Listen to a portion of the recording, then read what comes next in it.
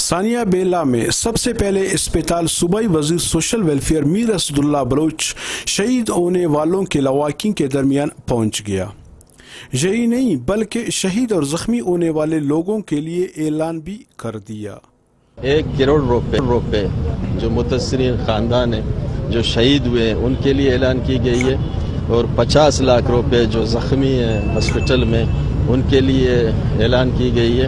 واجہ اسد بلوچ کی بلوچ قوم سے محبت اور انسانی ہمدردی دیکھ کر اور تو اور کچھ ٹی وی چینلز اور اپنے آپ کو سب سے زیادہ پاپولر سمجھنے والے ایک اینکر کو بھی عزم نہیں ہوئی۔ تو ان کی ڈیڈ باڈیز ہیں، ان کے تابوت ہیں، اس کے اندر انہوں نے کالی اینک لگائی ہوئی ہے اور وہ مسکرا رہے ہیں۔ اینکر صاحب، لگتا ہے کہ تمہیں نظر والے اینک کی سخت ضرورت ہے، ذرا آنکھیں کھول کر دیکھو۔ میر اسداللہ بلوچ لاشوں کے درمیان کھڑا ہو کر ہنس رہا ہے۔ دیکھو، میں تصویر کو کلوز کر رہا ہوں، دیکھو، غور سے دیکھو۔ ہمیں معلوم ہے کہ تم کیوں اور کس کے اشاروں پر یہ سب کچھ کر رہے ہو۔ واجہ میر اسداللہ بلوچ کا اینک تم لوگوں کو نظر آ رہا ہے۔ یہ نظر نہیں آ رہا ہے کہ وہ کراچی سے ایمبولینس کے پیچھے لاش کے ساتھ بیٹھ کر پنجگور آ گیا۔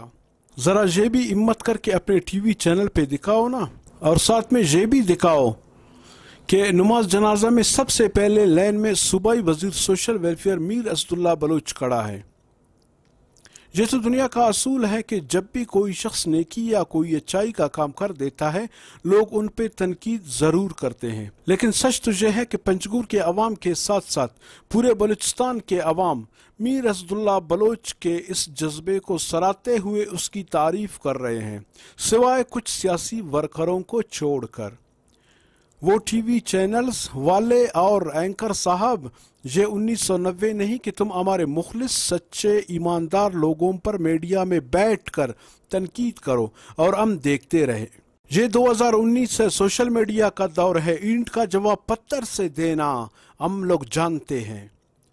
اور یہ بھی آپ سن لے، آئندہ آنے والے وقتوں میں اگر تم لوگوں نے اپنے اپنے میڈیا ہاؤسز میں بیٹھ کر بلوچستانی کسی بھی منتخب وزیر، ایم پی اے یا کسی بھی محب وطن سردار نواب میر معتبر کے میڈیا ٹرائل کرنے کی کوشش کی تو ہمارے جوابی وار سننے کے لیے تیار رہنا۔